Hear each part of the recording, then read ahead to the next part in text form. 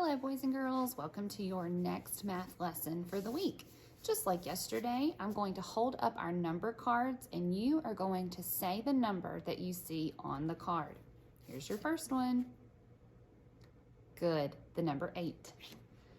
Next one, what's this number? 5, good job. Next one, 3, good. What is this number? 9. And this one? 4. Good job. What is this number? The number 10. And this one? 6. Great. This one? 7. Good job. What is this number? 2. Wonderful. And the last one? The number 1. Good job. You're getting better and better. I just know it. All right, we're going to jump right on into our lesson, and it is lesson 2-2 on page 97. This time, Marta has gone to the park, and her coach has brought some balls for them to play with. There are some basketballs, and there are some soccer balls, and we are going to decide which group has more. Is it going to be more soccer balls or more basketballs? And we're going to use our counters to help us with this again today. So I'm going to put up red counters for the basketball. So let's count the basketballs. 1, 2, 3. So how many counters do I need to lay out then? If there was 3 basketballs, I'll lay out 3 counters. That's right, 3 red counters.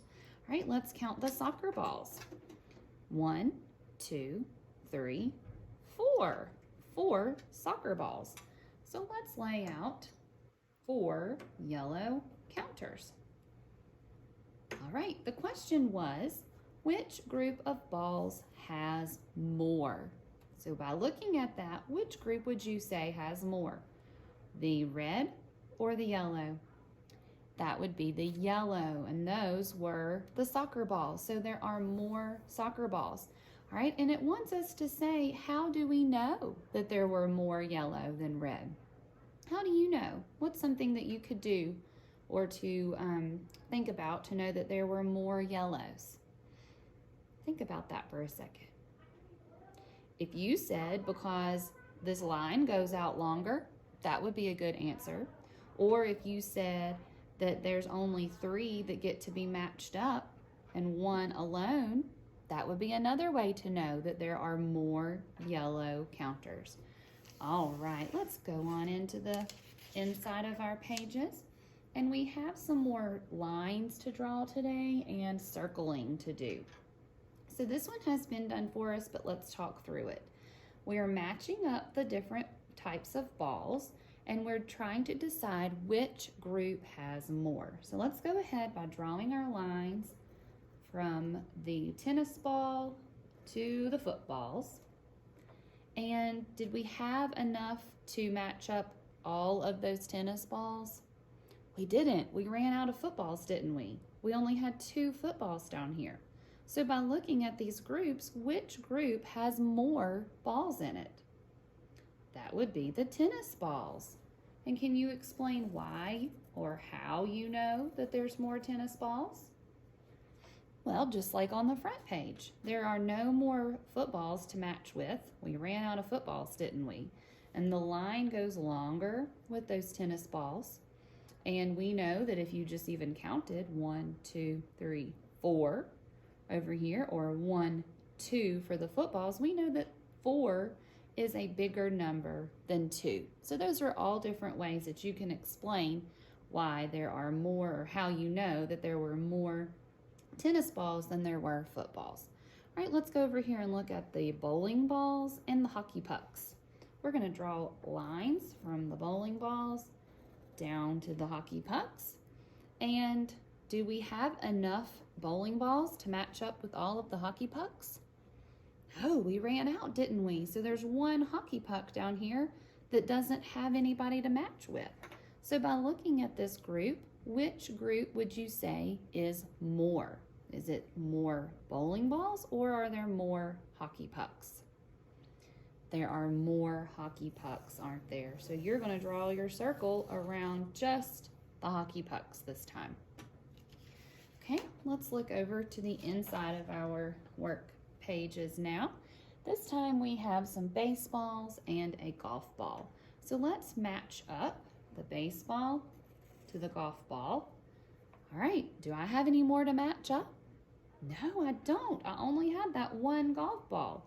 These two baseballs do not have anybody to match up with. So how do we know, or which one can you tell has more?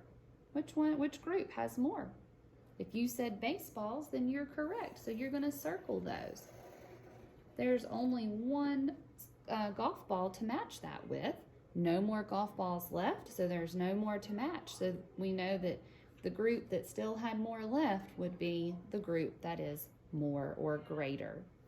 All right, let's look at the bowling balls and the volleyball. I'm going to match up a bowling ball to a volleyball. Do I have enough to match for both of these bowling balls here? No, because I only have that one volleyball there. So that leaves this guy alone. He does not have another match. So which group is greater? Would it be the bowling balls or the volleyball? The bowling balls, because there are no more volleyballs to match that with. All right, I'm going to leave the last one for you to do on your own with an adult at your house. And I'm going to flip over and just talk you through the last page. You've got some beach balls and hockey pucks to match. You've got a bowling ball and some volleyballs and more beach balls and volleyballs. So you're going to do more matching up with the lines, and then you're going to circle the group that is greater or that is more. And on the bottom, on number 9, you have just a 5 frame up there. 1, 2, 3 counters are inside of that 5 frame. Down here, you have to draw counters that show a greater number than 3. So you're going to come up with some counters that are more than 3. So coming up with a number that is more, and you get to do that one on your own, as long as you show something that is more or greater than 3. All right, boys and girls, that's all your math for today. Good job.